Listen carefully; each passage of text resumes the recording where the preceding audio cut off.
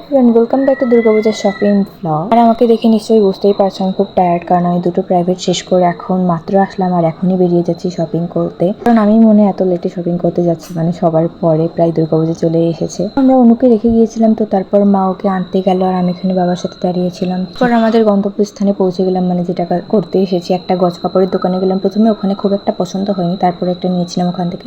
Next একটা দোকানে গেলাম, আর এই দোকান থেকে অনেক শপিং করেছি আমরা। তো গজ কাপড় আরও 3 পিস আর এটা ওটা কিনলাম। আর আমার কাছে এই টাইমটা একটু হ্যাপি, কারণ ফ্যামিলি টাইম স্পেন্ড করা যায় এই সময় সবাই একসাথে। 3 পিস দেখছিলাম, না আমার জন্য না, আমি 3 পিস পরতে পছন্দ করি না খুব একটা, তারপরও খুব মাঝে মাঝে পরি, খুবই অল্প সময় পরি। তারপর এখানে বিল পে করে আমরা চলে গেলাম অন্য জায়গায়, মানে জুতোর দোকানে গেলাম। তো ফর্চুনেটলি আমার জুতো পছন্দ হচ্ছিল না।